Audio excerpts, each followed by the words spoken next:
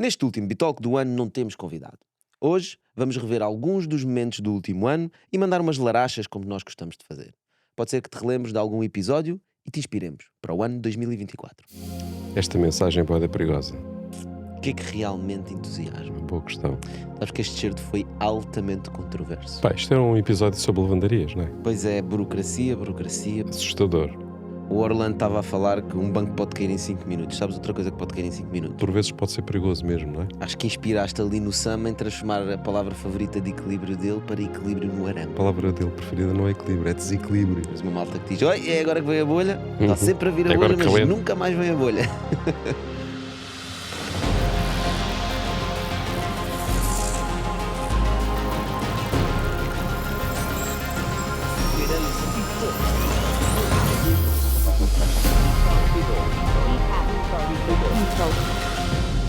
Ora, sejam muito bem-vindos. O ano está quase a acabar e nós estamos quase a fazer 4 anos de Bitalk.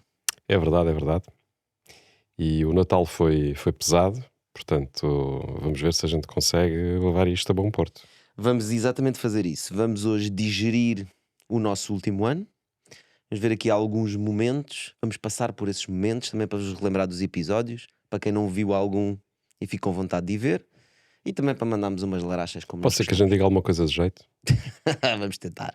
Então vamos lá, vamos começar. Porquê é que tu achas que há a versão ao risco em Portugal? Eu acho que há aversão ao risco em Portugal porque somos o país da Europa com menos literacia financeira. Portanto, é uma questão de falta de literacia financeira. O Doutor Finanças também esteve aqui e confirmou-nos isso. Exatamente. Portanto, o país Não, tem isso é menos verdade. aversão ao risco.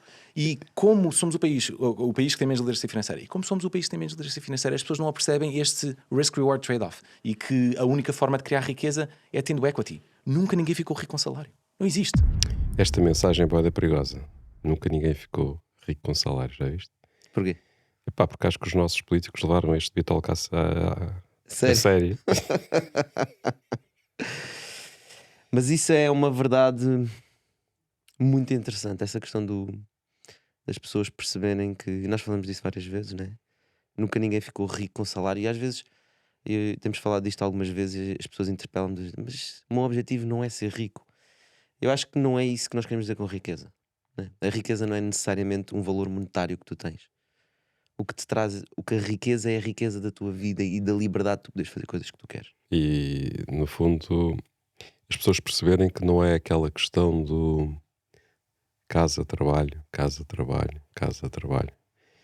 Portanto, no fundo é uma prisão que as pessoas se querem libertar um bocado, não é? Yeah.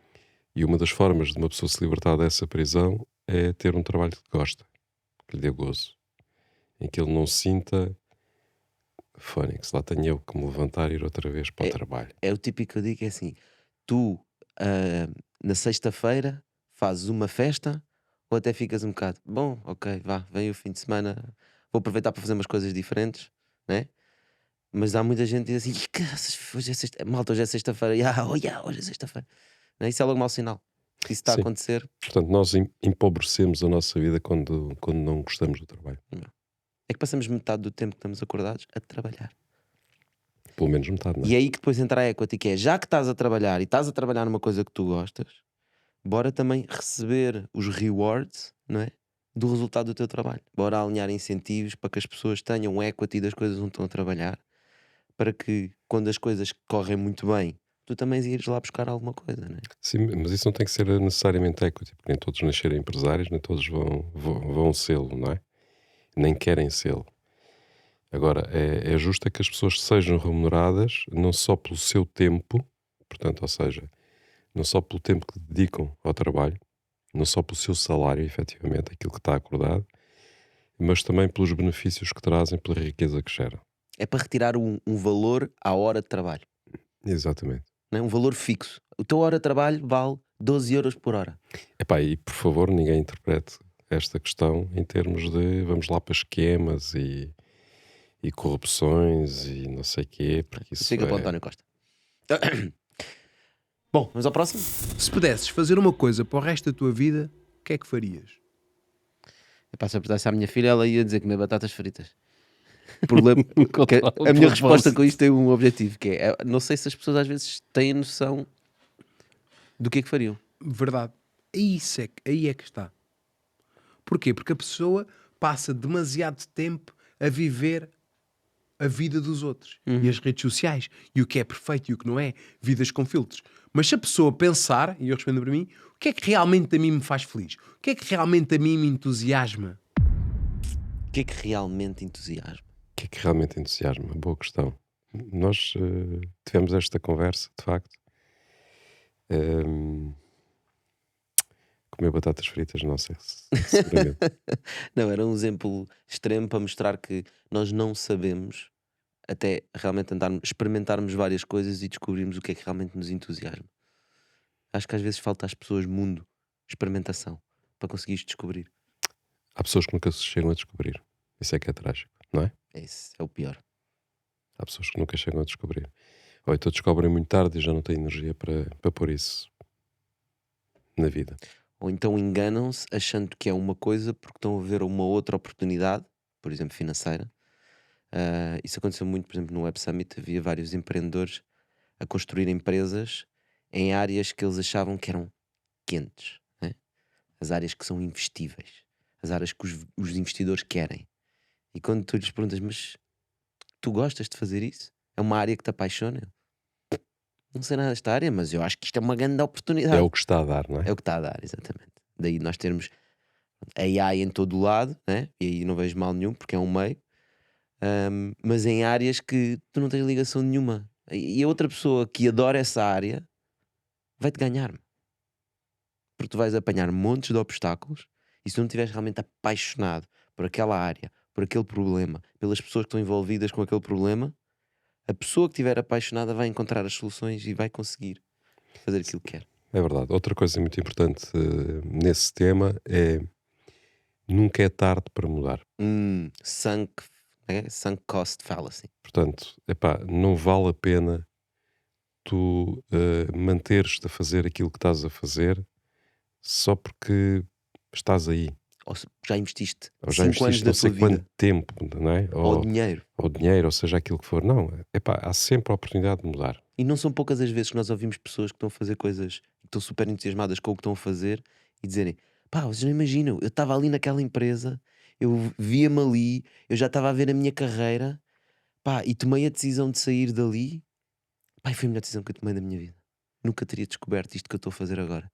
E a malta toda que estava ali à minha volta, eles achavam que eu era maluco. Isso às vezes é o grande impedimento para dar o passo, não é? Yeah. E há outra coisa, há pessoas que estão em determinado tipo de. Lá está aquilo que estavas a dizer do contexto e da carreira, acaba por comprar a vontade das pessoas, ou seja, acaba por limitar que elas possam tomar decisões.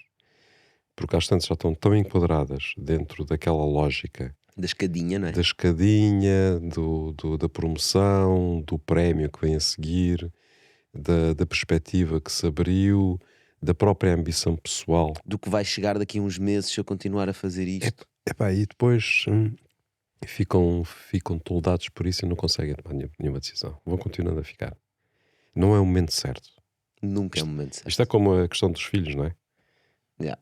Muitas vezes, isto não é o momento certo, pá. Não. Olha, eu sinto muitas vezes com as férias ou com viagens, não é o momento certo. Yeah. Pá, é a pior altura para a gente E ir agora é viajar. que vamos, não, agora dá tanta Fogo. coisa para fazer. Exatamente. Portanto, nunca é o momento certo para nada. A gente tem que tomar decisões. Às vezes temos que forçar certas decisões, temos que ter consciência da importância de fazer essas coisas e forçá-las a nós próprios. E depois, quando olhamos para trás, dizemos: pá, foi mesmo a altura certa que eu devia ter feito aquelas férias.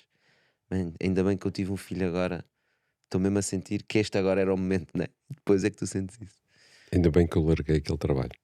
Yeah. Ou ainda bem que larguei aquela relação. Aplica-se a tudo.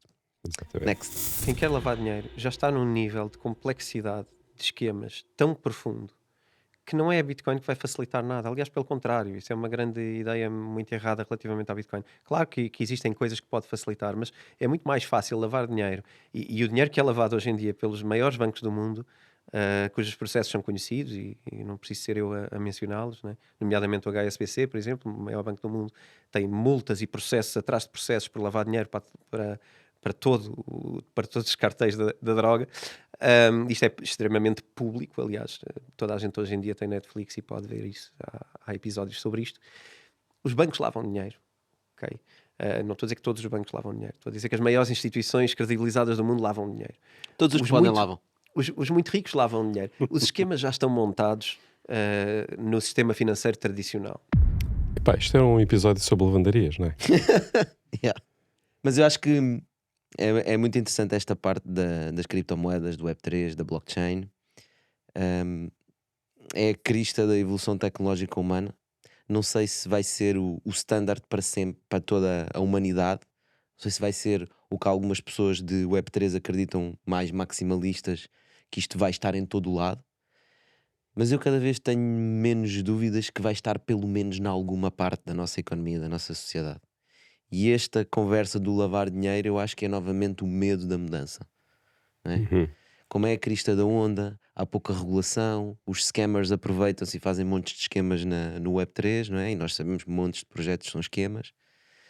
E isso faz com que as pessoas imediatamente, voltamos àquela velha da opinião pública, ou é preto ou é branco, não é? Mas não é, o mundo é feito tão cinzento. É verdade, há muitos esquemas, mas também há ali coisas interessantes, não é? E há ideias e conceitos e valores que a Bitcoin traz muito interessantes. Sim, sobretudo eu acho que o que está aqui subjacente é de que dentro de um mundo em ordem, de um mundo muito bem ordenado e bem organizado e as coisas, todos os processos funcionarem, há ali uma zona Web3 que é o Far West. Se não tem estado a par, estamos a lançar um movimento para salvar a floresta nacional. Não sei se vocês estão familiares com este termo de regeneração, ou seja, plantar árvores que são autóctones para criar um habitat, para criar um ecossistema.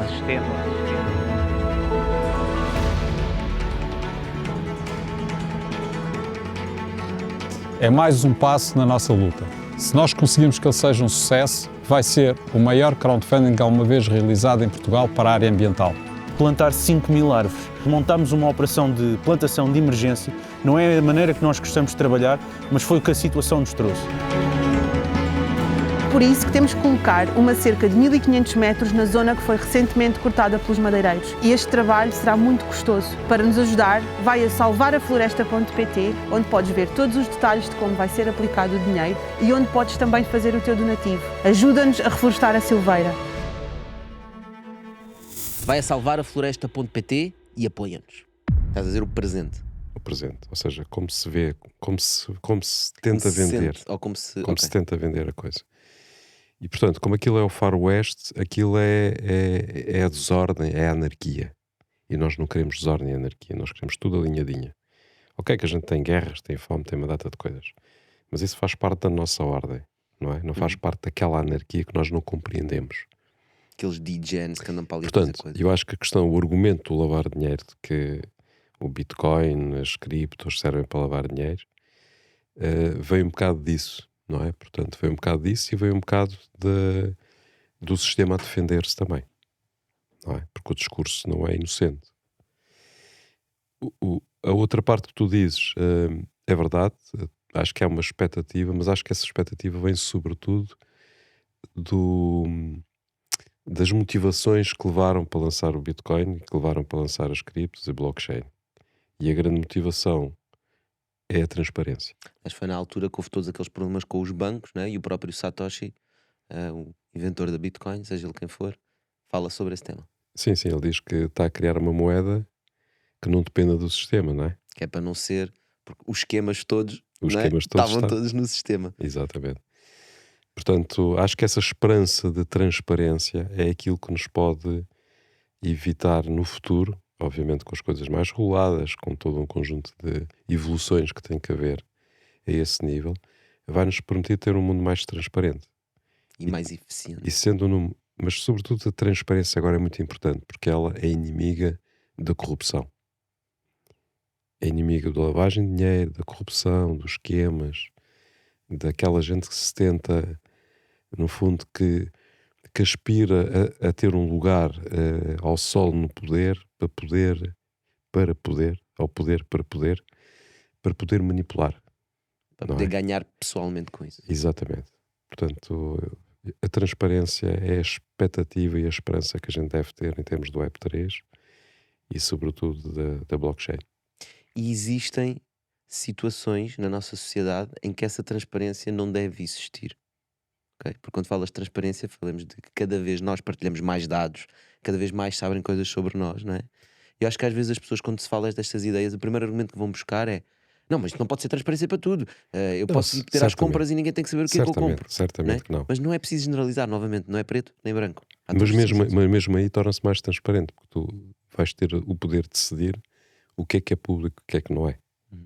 E hoje em dia isso é nebuloso, não é? Porque tu geras um conjunto de dados em todo lado, todos os dias estás a gerar dados e não sabes como é que eles são usados. São usados por empresas privadas que os guardam os teus dados Exatamente.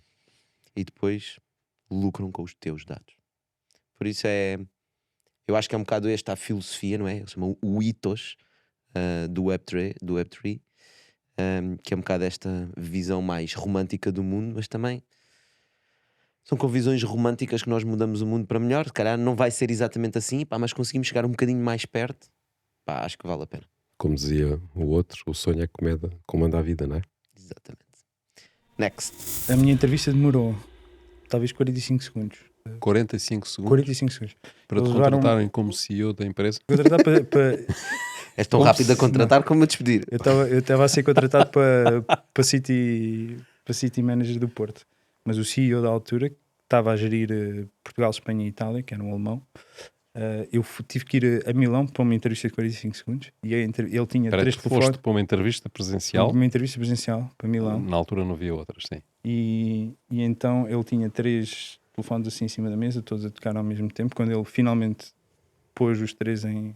Ele fez-me uma pergunta e disse assim: o que é que achas que é mais fácil de fechar? Um deal com um restaurante ou com um spa?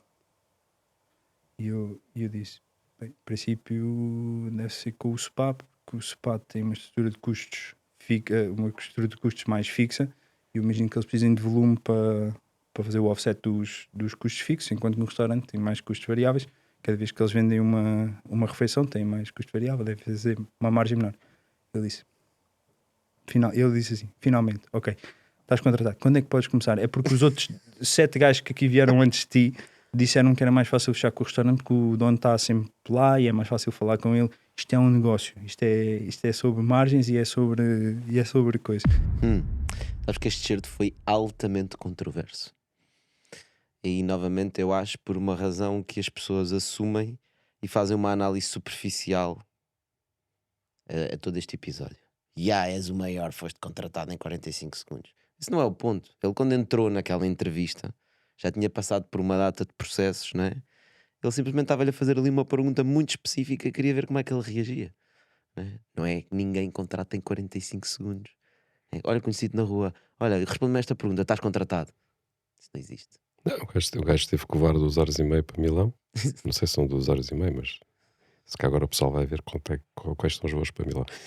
Epá, sem dúvida que acho que este episódio está bem colocado, este episódio que nós estamos a ver, porque efetivamente quando se contrata alguém é preciso tentar perceber o que é que se está à procura, não é? O que é um mindset, não é? Exatamente. Portanto, porque é muito difícil contratar alguém pelo currículo. É muito difícil pôr a pessoa à prova, não é? Eu lembro-me de uma empresa onde nós participamos, já não faz parte do nosso portfólio, que era na área de segurança. Uhum.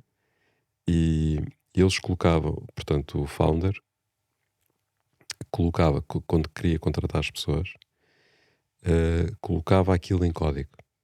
Colocava um anúncio em código. Que era uma empresa de cibersegurança. Exatamente. Fazia um anúncio cifrado. Um anúncio cifrado. Portanto, tu para responderes ao anúncio tinhas que quebrar a cifra. Para conseguires ler o que lá estava escrito. Se não conseguisses ler o que estava escrito, não conseguias responder. Portanto, é uma forma de testar alguma competência que a pessoa possa ter para o lugar que vai desempenhar. E aqui o que aconteceu foi exatamente isso. Ele colocou perante uma situação de escolha, não é? E percebeu qual é o raciocínio. Eu por acaso conheço outro founder, muito recente, a contratarem uma equipa tecnológica para uma área de tecnologia complexa, que ele coloca um desafio, não sei exatamente qual é o desafio, não é importante, mas é um desafio que é impossível. E ele fala com as pessoas, entrevista, ok, este gajo parece fixe, olha, agora vais para casa, tens uma semana para resolver este desafio. Ok? E o objetivo é a pessoa dar a solução ao desafio. Mas a verdade é que a resposta ao desafio pode ser dada no momento. A resposta é impossível. Uhum. O desafio é impossível. E portanto é também uma forma como ele tem de filtrar as pessoas. Quer dizer, se tu não percebes que o desafio que eu estou-te a dar é impossível, significa que não percebes a tecnologia ao fundo, não tens as competências que eu preciso para esta equipa. Interessante. E às vezes as pessoas pensam, mas fazem estas... Antes disso, ele faz uma entrevista, não é? Não é uma empresa daquele tamanho, de certeza que tiveram que passar por um processo de entrevista antes de ele chegar ali ao CEO, não é? Sim, e há muitas outras técnicas, não é? Tens as técnicas, tens as dinâmicas de grupo, não é? As discussões em grupo, ver a dinâmica, como é que funciona, quem é líder, como é que, não é? Como é que as coisas, como é que se gerem os pequenos conflitos que surgem logo numa dinâmica de grupo. Como é que as pessoas reagem? Portanto, por exemplo, o Space Rush, o jogo da Olicip, espetacular. Pois, olha, de facto é muito interessante esse ponto de vista. Vamos à próxima. E foi uma experiência fantástica. Percebi imenso como é que se trabalha nos Estados Unidos, não é nada do que as pessoas acham. Portugal é muito mais fácil de trabalhar do que nos Estados Unidos, em todos os níveis. Há uma burocracia tão grande, tão grande, tão grande que, comparado com cá, é para meninos. É sério? Sim, sim. Por exemplo, na perspectiva de abrir uma loja, assim, nós, para pôr um tapete à porta da loja, tem que se pedir uma autorização às entidades. Coisas assim, absurdas, tipo, se quisesse fazer um mínimo... Porque alguém pode tropeçar e depois tu... Coisas desse género. Mete point em tribunal e tens de pagar uma indenização gigante. É assim, vocês nem têm noção. Pois é, burocracia, leis em cima de leis. Já reparaste, eles na Assembleia da República nunca votam para apagar leis. É. Olha, vamos aqui apagar 6 linhas do decreto-lei número não sei quê. Eles É uma boa proposta. fazem isso. Então tens, fazem mais leis, saem mais leis que se sobrepõem a alguns pontos das leis anteriores. Alguns, então ficas com alguns da anterior, vais lá ler um bocadinho atrás e depois entram umas novas artigos não sei onde. Sim, mas temos de ser justos. Depois tens alguns compilados que vão buscar as alterações todas foram feitas e consegues ter um texto mais ou menos legível. Hoje já é possível isso. Mas se nós contássemos em número de caracteres as leis todas de um país e puséssemos isso num gráfico, olha, é um exercício interessante para alguém fazer. Pôr num gráfico a quantidade de caracteres que está na lei portuguesa. Portanto, quantos caracteres é que nós tínhamos em 1950, 1980, 2000, 2020? Podes ir buscar o século passado. Isso também. O anterior. É só um bocadinho mais difícil de calcular. Mas eu não sei, mas empiricamente eu diria que o gráfico deve estar assim, Deve. a subir. Deve ter um crescimento exponencial. E isso significa burocracia. Isso significa burocracia e significa dificuldade adicional em tudo. A necessidade de procurar especialistas para te explicarem uma coisa que devia ser simples. E depois, coisas muito óbvias, como cortes de árvores, cortes rasos em floresta protegida nacional, têm buracos na lei. Tanto caractere ali e não conseguiam resolver aquele problema. Pois é. Porque as leis não funcionam se não houver ninguém a aplicá-las. Também. Ou se a interpretação da aplicação da lei couber em terra de a ninguém. quem não a quer aplicar. Em terra de ninguém ou quem não pode fazê-lo. No exemplo que tu deste foi isso que aconteceu. Portanto, houve uma simplificação de processos que tem um objetivo.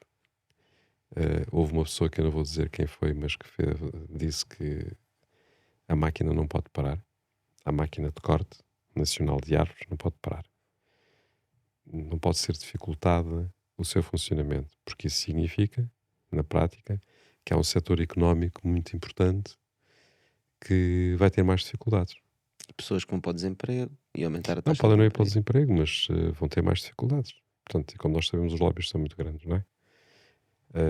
E é isso que acontece. Portanto, há coisas que são muito simples de fazer. Cortar árvores é muito simples. Plantar é muito difícil.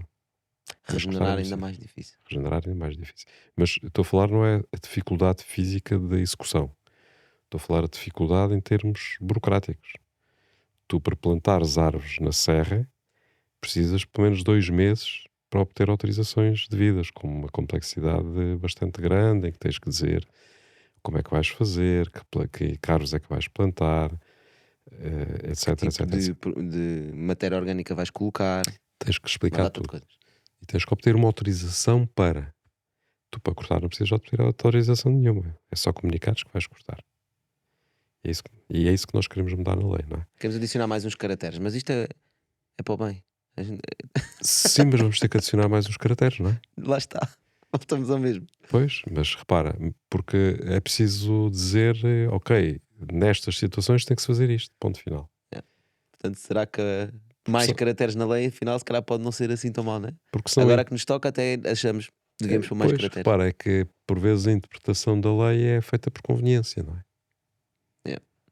E a conveniência não é transparente. A conveniência não é transparente, a esse ponto de vista. Porque aí pode ser manipulada. Estás a dizer, são pequenas nuances que ficam ali Que servem os interesses que de servem os quem? interesses de alguma coisa. Vai correr bem. Vamos agora falar com vários partidos. Acho que existem propostas em cima da mesa muito interessantes. Eles próprios estão interessados. Sim, a dissolução da Assembleia vem-nos dificultar um bocadinho a vida, não é? Yeah. Porque o tema vai ter que. Nós não vamos agora discutir com os partidos políticos novos decretos de lei, porque eles agora estão focados nas eleições e querem ser reeleitos, os deputados, não é? Portanto, naturalmente estão preocupados com os seus lugares. Mas depois, mais tarde, quando vier a nova Assembleia, acho que já vai haver a calma suficiente para discutir as coisas a sério. Vamos ao próximo? Porque antigamente em Portugal com 800 euros até se ia vivendo, hoje já não se vive.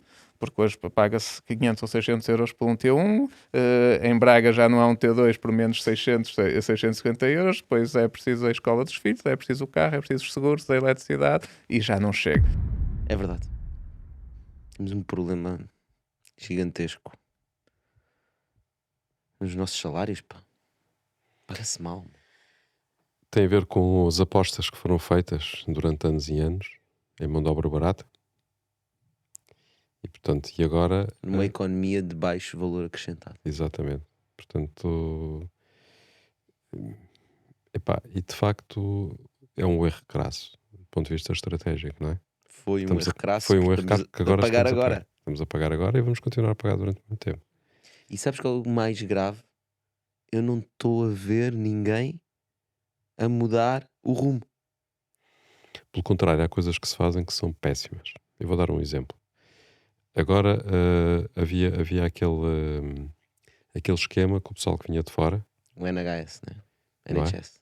que não pagavam menos em termos de IRS. E agora isso foi abolido.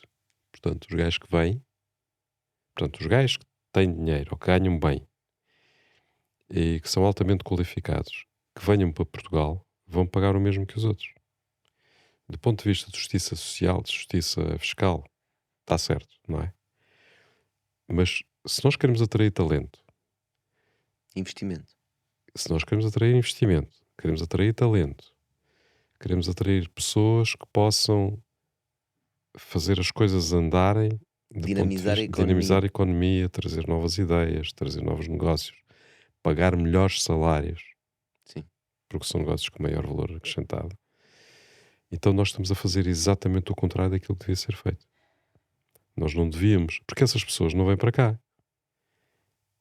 Se eles tinham esse incentivo, e se isso era um incentivo para eles virem, E estavam a vir. e estavam de facto a vir, retirando esse incentivo, o que vai acontecer é que eles não vêm para cá pagar mais.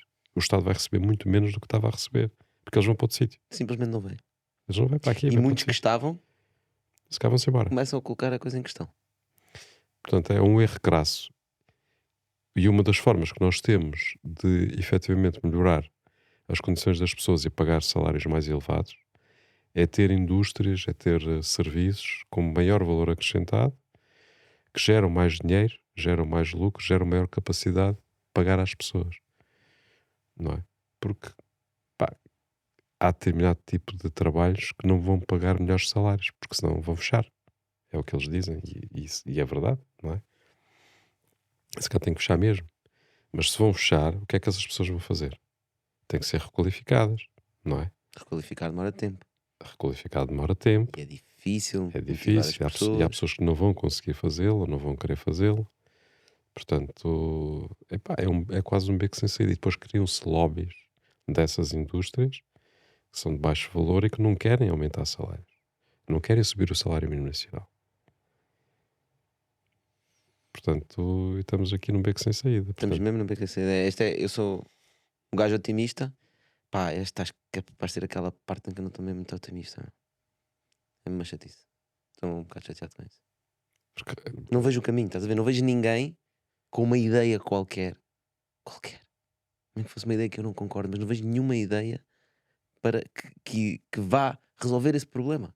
O problema de termos uma estratégia, criarmos mais valor. Não vejo ninguém. É uma pena. Pois. Vamos à próxima. O modelo de negócio bancário é dos mais frágeis que pode existir. Um banco pode cair em 5 minutos. Pá, uma empresa cair em 5 minutos é difícil. Se um banco se perder a confiança. Cai. É dos setores mais frágeis que pode existir. Ativos. Quais são os ativos que os bancos têm? Dinheiro. Sim, mas é o dinheiro de quem? Nosso? Dos clientes. Não. É passivo. Ok.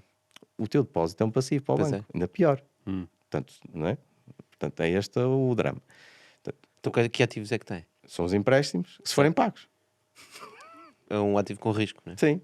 Claro que depois há os ditos hipotecários, portanto, os têm as garantias, os imóveis e por aí fora, mas eu, como costumo dizer, naquela crise do subprime, os bancos, vocês lembram-se, começaram quase a tornar-se agências imobiliárias, a ter que vender imóveis. E eu dizia, pá, um banco não é uma agência imobiliária, as pessoas não têm a destreza para vender imóveis. Portanto, um banco tem que servir o seu efeito. O Orlando estava a falar que um banco pode cair em 5 minutos. Sabes outra coisa que pode cair em 5 minutos? Um governo. Eu acho que em bom rigor hoje qualquer coisa pode cair em 5 minutos. Não é? Qualquer coisa que assente na confiança dos clientes. E acho que isso é novo. É novo. É o mundo conectado, não é? É. A velocidade da informação. E acontecem as coisas inesperadas, não é? Portanto, de facto, isso por vezes pode ser perigoso mesmo, não é? Porque pode dar em mal entendidos, não é? Não sabemos ainda a dimensão total da queda do governo, o que é que aconteceu e quais são lá os meandros das acusações, etc. Calhar nunca vamos saber, né? Mas a verdade é que já aconteceu. E estamos já há 2 meses, menos que 3 meses das eleições. Há quem costume dizer, e bem, que é muito difícil ganhar reputação e é muito fácil perdê-la. E nós assistimos a várias situações em que as pessoas de facto são obrigadas a tomar determinado tipo de ações porque a opinião pública a isso obriga. É o movimento de manada. Olha o que aconteceu com o Web Summit. O que aconteceu com o Web Summit foi claramente uma coisa também desse género. Mas eu estava-me a lembrar de outra coisa. Uma viagem que nós fizemos à Índia. Estávamos no museu e parámos numa vitrine vazia. E ficámos todos a olhar para a vitrine. Verdade, a gozar com o esquema. Uhum. E depois uma data de gente juntou-se à nossa volta, todos, olha, que estes estrangeiros estão a olhar para esta vitrine, o que é que está aqui? E às tantas tinha uma multidão de pessoas a olhar para a vitrine e nós a olhar e tipo a tentarmos conter, para não rir. Uma experiência social. A verdade é que nós depois fomos embora e as ainda pessoas havia continuaram pessoas a olhar para a vitrine. Lá está, é exatamente isso. Aqui aplicado a um contexto engraçado, mas é uma experiência social que mostra isso mesmo. E é isso que também o Orlando estava a falar nos bancos. As pessoas podem fazer essa experiência, podem ficar no meio da rua, 2 ou 3, a apontar para cima e vai estar uma data de gente a olhar. O que é que estes gajos estão ali a ver? E é isso que acontece, por isso é que um banco cai em 5 minutos. Há 5 que vão levantar o dinheiro, entretanto dizem não, isto vai cair, mais 10 vão, mais 100, mais 200, mais 1000. Começa-se a juntar tudo e aquilo vai tudo por água abaixo, com um baralho de cartas. Vamos à próxima. É engraçado olhar para isto porque quando falávamos de robôs, inteligência artificial, os robôs ou a inteligência artificial vai começar a substituir a malta das fábricas e de trabalho mais precário, digamos assim, e menos exigente intelectualmente. Depois passará para a parte da organização, logística e etc. Depois para isto e talvez um dia venha a substituir o trabalho criativo. Não, normalmente dizia-se, essa é a única parte que não vai ser e possível o engraçado fazer. é olhar que isto está a ser tudo ao contrário, porque os primeiros trabalhos que estão a ser substituídos são os de criatividade, imagens, mas tu não estás a dizer design, que não copywriting. Tu estás a dizer é que são ferramentas sim.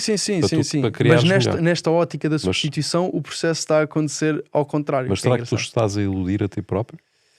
Talvez. Porque não queres ser substituído por... Não sei, sabes que isto eu não tenho medo disso, porque you adapt or you die. É uma verdade. Toda a gente falava que são os trabalhos, são os condutores, os motoristas, são os caixas de supermercado, são os trabalhos mais de blue collars, como eles chamam nos Estados Unidos, né? Mas a verdade é que veio um chat GPT, vem uma data de ferramentas da AI que não fazem nada disso. Ajuda-nos a fazer texto, ajuda-nos a fazer imagens, ajuda-nos a ser mais criativos, a pensar em ideias diferentes. Isso surpreendeu-me bastante. Também não Sim, mas fazia a mínima ideia. é verdade, é verdade. É uma surpresa. Não tenho dúvidas que é uma surpresa. Mas se analisarmos bem, é natural que assim seja. Agora, depois de acontecido, é fácil de Não é? falar. Yeah. Agora é fácil de analisar e dizer assim: olha, de facto, todas as outras tarefas exigem muito mais trabalho. Portanto, tu não mudas processos de produção assim de um dia para o outro. Exigem mundo real. Exatamente, tens que integrar máquinas, tens que tornar máquinas robôs. inteligentes, robôs. Epá, a tarefa é muito mais complexa, sem dúvida, não é? Mas de qualquer das maneiras era de esperar que mesmo do ponto de vista, porque uma coisa é tu entrares, seres uma ferramenta de trabalho criativo, ou seja, e aí é mais fácil porque és apenas uma ferramenta. Outra coisa é quando tu usas aquilo como criatividade, ou seja, é aquilo que dá-te as dicas mesmo, não és tu que imaginas as coisas, ele dá-te as dicas de como é que tu vais fazer. Yeah. E no texto, Parece que ele tem a criatividade, não é? yeah, tu no texto até ajeitas, mas quando fazes as imagens com o AI, pá, aquilo sai uma imagem e tu ficas tipo, what? Pois. Não é? Mas eu acho que também tem um fenómeno engraçado que é, eu acho que uma das razões porque nós não conseguimos prever que isto ia acontecer assim foi porque nós assumimos que ainda estávamos muito longe do que é o chat GPT hoje. E nós pensámos que quando viesse a inteligência artificial nós já íamos ter robôs nas ruas, eles iam ser mais burros e portanto ia ser mais fácil integrar a inteligência artificial para substituir esses trabalhos. Eu acho que uma coisa que aconteceu foi que chegou muito mais depressa do que nós estávamos à espera. O AI chegou e ainda nem há robôs. Mas para além da velocidade é mesmo o conteúdo, ou seja, nós mais uma vez sobrevalorizamos-nos. Yeah. Nós achamos que somos muito bons, E somos. E somos. Fomos Mas nós que fizemos o AI. Pois, mas a verdade é que ele está aí para ficar. Mas fomos nós que o fizemos. Está bem, a nossa imagem e semelhança, não é? Yeah. Mas isso é E somos deuses, de alguma forma. Exato. Mas o homem mata Deus, a inteligência artificial mata o homem. As mulheres herdam a terra, como dizia o gajo do Exatamente. Jurassic Park. Next. A minha palavra favorita é equilíbrio.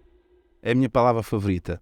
E é assim que eu encaro a minha maneira de estar, porque isso lá está, não proteste. Podes ter um foco, né?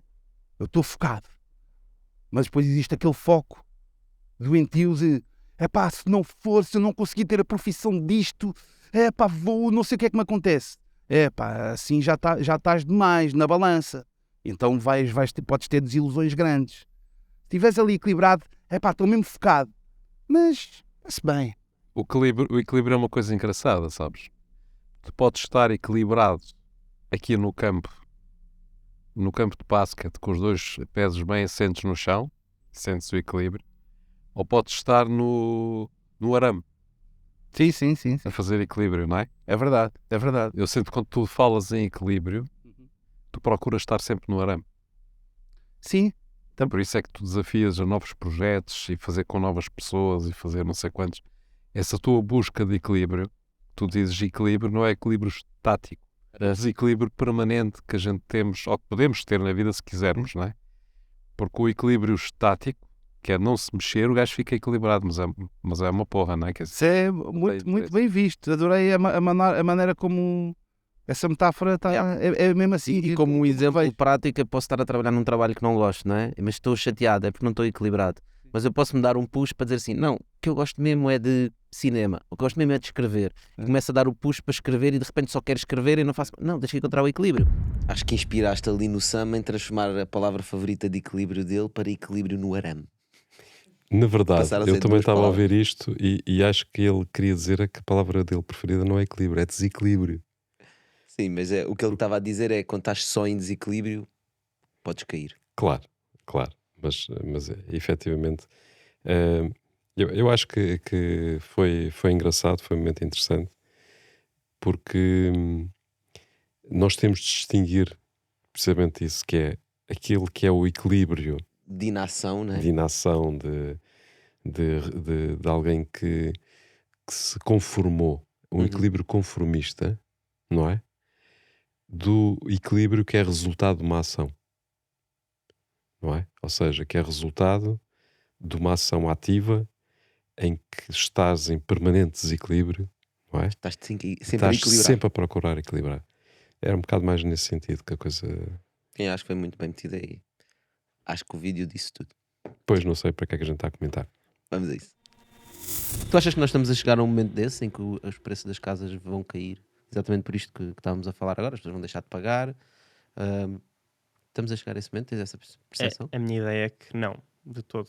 Não. Ou seja, pode haver sem dúvida períodos em que há um abrandamento da velocidade do crescimento de preços, mas nós não estamos particularmente num cenário de bolha, se é que podemos chamar. Primeiro, uma bolha implica vários fatores estarem a ser... vários fatores conjuntos se verificarem. Esta subida generalizada de preços só acontece em determinados pontos do país, e para existir uma bolha no imobiliário português teria de haver uma subida consistente do país todo. Exatamente, que não acontece. Já agora não acontece porque, do que eu percebi, o grande aumento de preços no imobiliário deve-se essencialmente nos centros urbanos grandes, como Lisboa, essencialmente Lisboa até. Eu diria nos últimos anos, nas áreas limítrofes, porque Lisboa em si... E não só no interior também. Cascais, Oeiras, né? Almada, Almada, por aí fora. As subidas abruptas de preços Pessoal, nos últimos... acho que as subidas nos últimos anos, depois da pandemia, foi em todo lado. Sim, mas o que acontece é que sobe muito mais proporcionalmente subiu muito mais fora de Lisboa e fora dos grandes centros urbanos. É a percepção que eu tenho. Porque houve muita gente que se deslocou das grandes cidades e apostou e fez investimentos fora das grandes cidades. Claro que não conseguem arranjar, ou melhor, não conseguiam não arranjar... É conseguir. Acho que também há pessoas que vão por opção. Não quererem viver mais nas cidades, querem viver no campo, querem viver em sítios onde podem ter uma melhor qualidade de vida. Faz sentido, sim. Onde, de facto, os preços são inferiores, não é? Onde conseguem, com o mesmo investimento, ter muito melhor qualidade de vida exatamente. do que numa cidade como Lisboa. Melhores instalações. E, portanto, lá vão eles, não é? Portanto, e acho que... Segundo o estudo da Deloitte, que eu andei a ver... Não é verdade. O que acontece é, os preços sobem muito nestes centros urbanos, não sobem tanto no resto do país. O estudo é de que ano? Eu não sei, eles podem estar desatualizados. E depois, o que acontece é, como tu fazes uma média nacional, a coisa parece mais ou menos estável. Porque a lógica deste artigo é que estamos numa bolha. Okay? Que vai arrebentar. E que simplesmente não se percebe que estamos numa bolha porque nos focamos nos números nacionais, na média nacional, mas se nós formos ver em sítios concentrados, como por exemplo Lisboa, estamos numa bolha. Por acaso acho que é engraçado que nós na comunidade OW temos uma discussão recorrente sobre isto, não é? Temos uma malta que diz, oi, é agora que vem a bolha, está sempre a vir a bolha, mas nunca mais vem a bolha. Temos aí umas apostas recorrentes. É um tema polémico, não é? Se alguém adivinhar exatamente o que vai acontecer, há de ser uma boa oportunidade financeira. Faz bom negócio. Mas há aqui um elemento, não vale a pena a gente repetir o que é que foi dito, mas há aqui um elemento que eu agora estava a ouvir e estava a pensar, que também contribui para que as coisas continuem a subir. E nós olhamos sempre para o mercado como sendo um mercado uniforme, não é?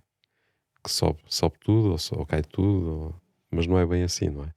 Há coisas que sobem, há coisas que se calhar não sobem tanto, e numa situação mais apertada, se calhar algumas que vão cair e outras que vão continuar a subir. Porque a habitação ou o imobiliário é como qualquer outro tipo de produto. As coisas vão evoluindo tecnologicamente. E tu tens também ao nível da construção novas exigências. Hoje não se constrói da mesma forma como se construía há 20 anos.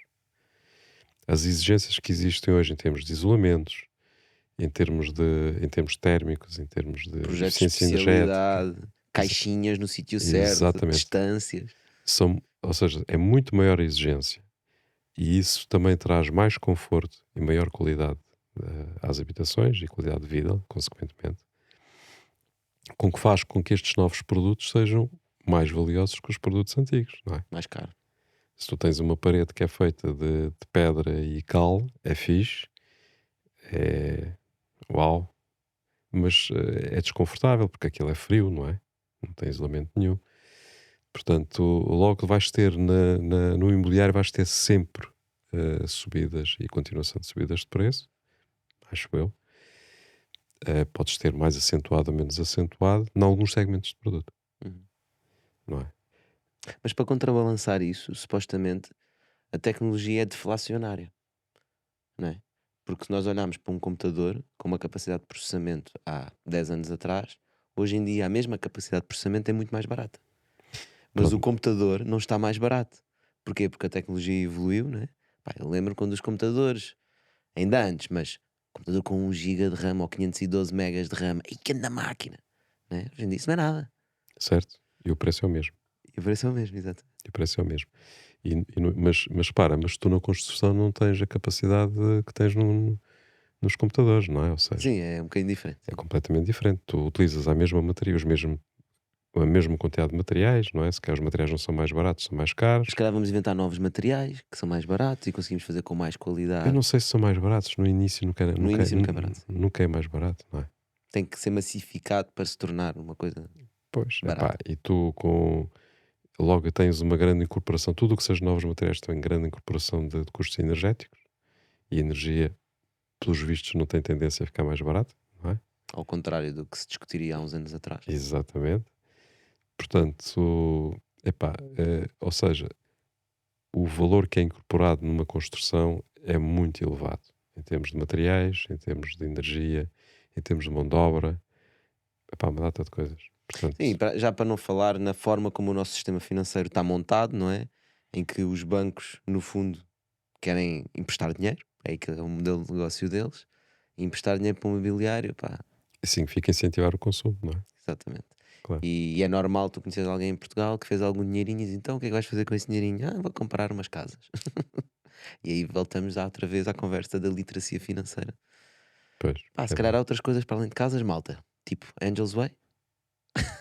Fica a dica. Vamos à frigideira, é? Está na hora de ir à frigideira. E o que é que há na frigideira? Vamos Provaste ver o alguma que é coisa? A frigideira deve ter trazido umas coisinhas. Oh! Tem ingredientes? Surprise! Temos ovo, arroz, bom. Vamos lá dividir isto. Escolhes um, depois eu escolho outro. Eu quero o bife. Então tira. Proteína. Vou tirar por ti. Pronto, se tiras. Então eu tiro o ovo. Para ficar equilibrado. Eu tiro a batata frita, pá. Ok. Eu vou ter uma comida mais saudável. Exatamente, era essa. Olha aí, bife com batatas fritas. E vais comer um arrozinho com ovo estrelado. Excelente. Então dá-lhe lá. O que é o primeiro? Podes abrir, ler em voz alta e responder. Ok. Qual o vosso convidado de sonho? O nosso convidado que nós queríamos mesmo era o Pai Natal. Pai Natal? É. Mas ele não tinha essa disponibilidade. Ok. O convidado de sonho do Tocha é o Pai Natal.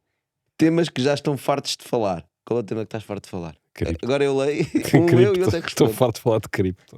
Ainda não estás farto de falar da AI? Ainda não. Vamos ficar em 2024. Next. Fónix, agora é para ti. Qual o tema que gostaram mais este ano? Isso é aquela pergunta, esta frigideira deve ter andado a ouvir. É aquela pergunta que fazem sempre: qual é que é o melhor convidado? Qual é que é o melhor tema? Pá, parece bullshit, mas a verdade é que eles são todos diferentes. Se me colocasses numa lista, talvez eu conseguia meter por ordem de preferência. Pá, mas são coisas diferentes, né? Tipo, nós falamos com coisas.